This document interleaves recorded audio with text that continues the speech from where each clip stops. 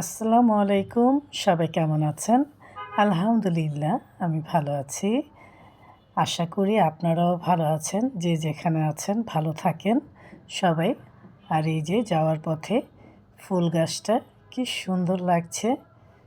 আম্মার বাসায় যেয়ে ছাদে উঠেছি, কিছু কাজ ছিল, কমপ্লিট করলাম। শুধু গাছ লাগালেই হয় না, গাছের যত্নও নিতে হয়। ছাদ থেকে সেদিন অনেক পুঁইশাক পেড়েছিলাম।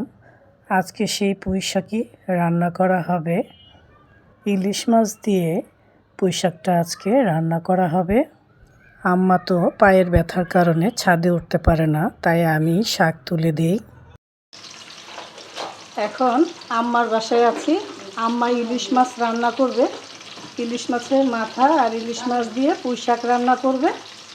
এই যে ছাদ বাগানের শাক, এটা সেচি শাক বলে। আম্মা বলতেছে হালকা সিদ্ধ করে নিয়েছে, দেখেন কতটুকু হয়ে গেছে।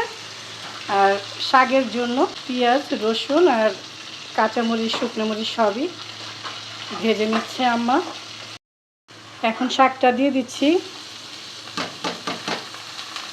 এখন শাকটা ভালো করে নেড়ে চেড়ে দিচ্ছি। এই শাকটা খেতে কিন্তু দারুণ লাগে গরম গরম ভাতের সাথে। আম্মাকে আমি একটু হেল্প করছি। আম্মা মশলা দিয়ে দিয়েছে, এখন আমি আলু দিব।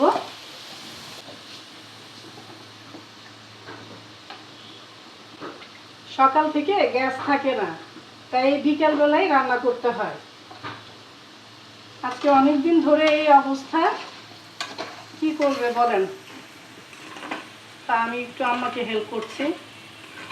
আর ভিডিও যেহেতু করতে হয়, এর জন্য আমি ভিডিওটাও করছি। এই তো শাক ভাজিটা হয়ে গেছে।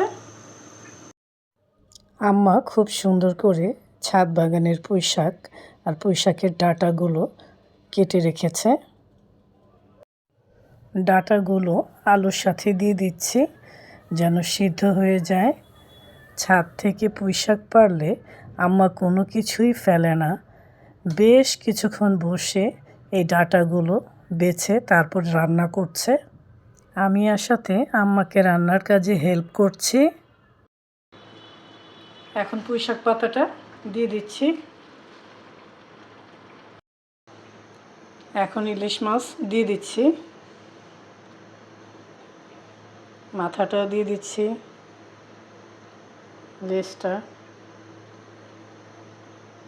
আম্মা আবার সব সময় ইলিশ মাছ দিয়েই পুঁইশাকটা রান্না করে।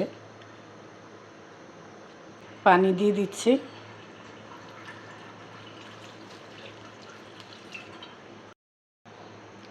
ঢেকে দিচ্ছি। এখন কাঁচামরিচটা দিয়ে দিচ্ছি। একদিকে তরকারি হচ্ছে, আরেকদিকে এই যে চা বসানো হয়েছে। চাটা কে বানাইছে জানেন? চাটা বানাইছে আমার জন্য এই যে ঝিনুক। হ্যাঁ, এখন সে রান্না শিখে গেছে। আমি আসলে ও চা বানায় খাওয়ায়। আর চাটা খুব টেস্ট হয় অবশ্য। দেখি তরকারিটার কি অবস্থা। এই তো হয়ে গেছে ছাদ বাগানের পুঁইশাক দিয়ে আলু দিয়ে ইলিশ মাছের তরকারি।